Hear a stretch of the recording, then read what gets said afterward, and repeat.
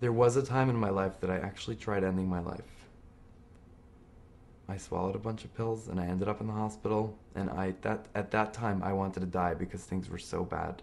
I felt like I didn't want to live anymore.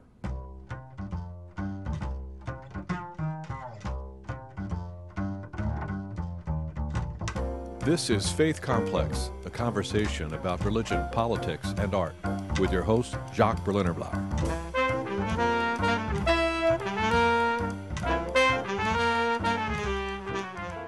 Hello, my name is Jacques Berlinerblau of Georgetown University, and you're watching Faith Complex. Joining us today is Mr. Chaim Levin, author of a recent and widely discussed op-ed piece in the Jewish press, chronicling his struggles as a gay member of the Orthodox Jewish community.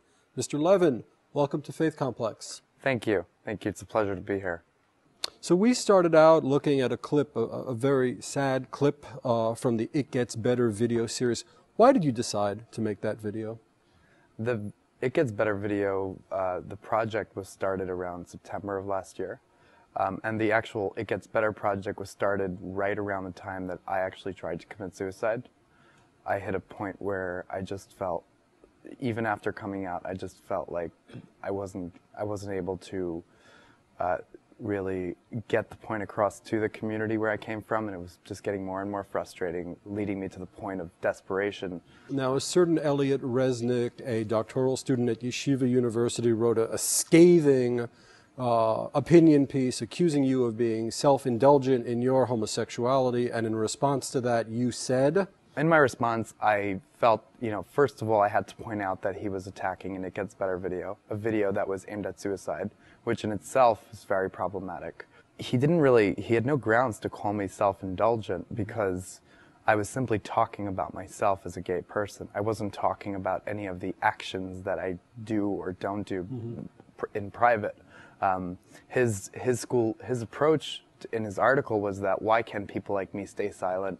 And the point that I made was that, you can write about, you can call me self-indulgent, you can call me shameless, but you really don't know what the struggle of an Orthodox gay person is. Now, in your rebuttal, you mentioned something called the JONAH program. Correct. For our viewers out there who might not be familiar with it. What is the JONAH program? JONAH is a group run by two people that they claim to offer alternatives to homosexuality for those that have unwanted same-sex attraction. What are some of the techniques that they might use? Right. The one that stood out, the one technique that has gotten a lot of attention, the one thing that happened to me was during my last session with the counselor at JONAH, on JONAH's premises.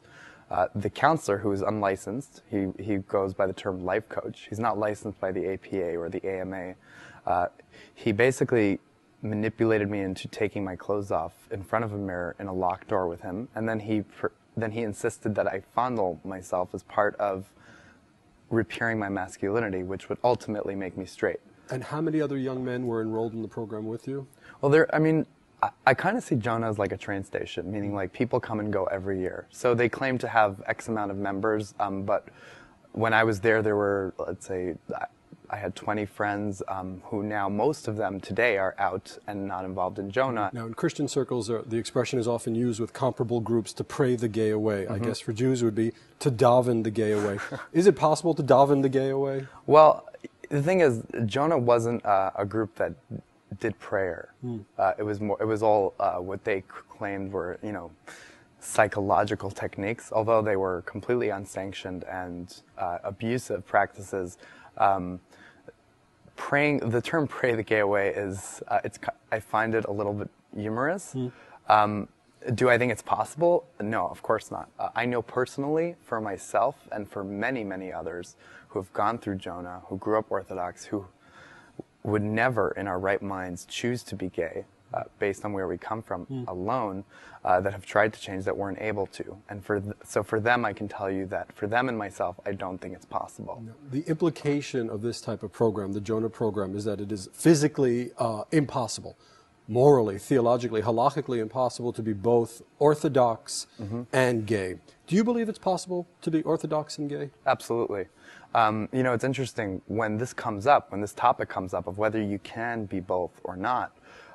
I get to quote the the verse in the Bible that talks about homosexuality as the verse in the section of the Bible that I read for my bar mitzvah. Leviticus 18:20. Exactly. Okay. And on my bar mitzvah, which was on a Saturday, in the synagogue in front of my family and friends, I learned the entire parsha out loud, and I also studied it, and I know exactly what it says about homosexuality. This was your parsha for your bar mitzvah? Exactly. Were you aware at that young age? Yes, yes.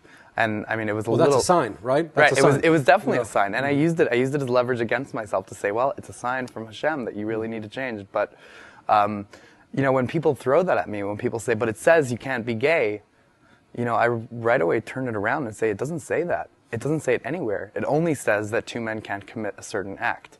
And when I tell you that I'm gay, I'm telling you a lot more about myself than one specific act that I may or may not be doing behind closed doors. So if someone keeps the Shabbat, eats kosher, and identifies himself as an Orthodox person and is also gay, there's no way that anyone could take away their title of Orthodox. I fully respect and understand how you want to cling to Orthodoxy, but I just want to mention that there are denominations within Judaism, Reform, Right. Reconstruction, secular humanistic Judaism, where gay folks are affirmed and welcome, and just it's not even unusual, right? It's part of the religious tradition. Have you ever thought that maybe that might be the type of Judaism for you? Well, you see, the thing is, for me, this isn't a spiritual journey. This isn't about finding a congregation that will accept me, because there are many congregations that will accept me where I go, yes, the Reformed and the Conservative, even, you know, now with all this breakthrough work, even some Orthodox communities. But it's not about me. What happened to me is something that happens every single day to people in the community that I come from and in other Orthodox communities, in Jewish cultures and in every culture, but specifically where I come from. This is a problem that's happening. And the reason why I'm doing this is not about getting a congregation or a movement to accept me, because it really has to do with saving lives. My place inside Judaism is very firm. I wouldn't want to be discriminated against as a Jew or as a gay person, and I identify as both Jewish and gay. So what I'm doing is really not about getting a congregation or a group to accept me. It's really about letting these rabbis know, letting these people know, letting these, you know, the mothers and fathers in Orthodox communities know that you need to be aware of the fact that your child may be gay, and that if you don't deal with it the right way, if you try sending him to these groups, you're really risking a relationship with your child. You're risking your child not being religious. You're risking your child's life. And I think that's the most important part that needs the most focus. Chaim Levin of Crown Heights, Brooklyn, you're a very brave young man. Thank you. Thank you for coming to Faith Complex today. Thank you for having me.